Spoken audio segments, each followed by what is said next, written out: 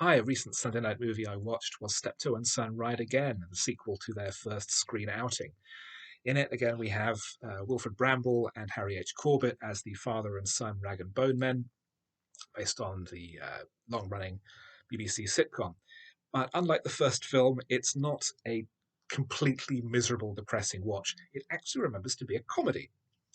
The outline of the plot is that the horse of the of their business, Hercules, is completely worn out and has to be put out to pasture, but they have almost no money.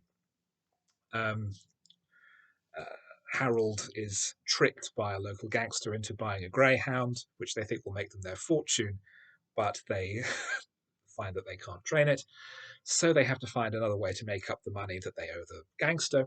So Albert has to fake his own death, and they hope that they will be able to claim the insurance money, which then leads on to a succession of further comic situations.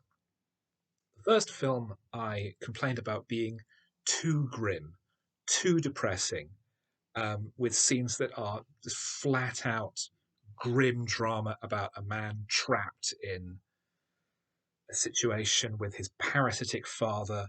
His wife has left him on her honeymoon, on their honeymoon rather. And although that does hew closer to perhaps the original intention of the TV series, that it would have realistic downbeat elements mixed with the humor, it does make it a very hard watch because there wasn't enough to counterbalance it. With Ride Again, I think it hits the right balance. There is darkness and there is elements of grimness there, but it's always leavened by comedy. It's always leavened by um, a gag or a bit of business or just something to take the harshest edge off. And as a result, I found it much more entertaining and laughed several times all the way through.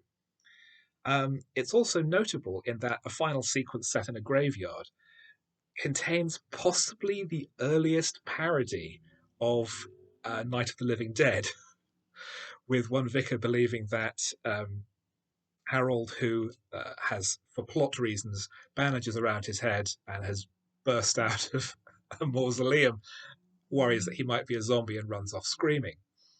Um, he isn't a zombie. The movie isn't that dark, although there is a canonical play that concludes the Steptoe and Son saga, which ends with both Harold and Albert dead. Albert having been accidentally murdered by Harold when he impaled him on a spear. So it's highly entertaining, highly enjoyable, with a dark streak of humour and realism to it. But it's not so bleak that it becomes hard to watch in the way that the first film was. I enjoyed it a great deal. I don't think you need to be too familiar with the TV series. It's really just the basic concept of father and son rag and bone men struggling in a business which is decades out of date, something which is acknowledged within the fiction of the film.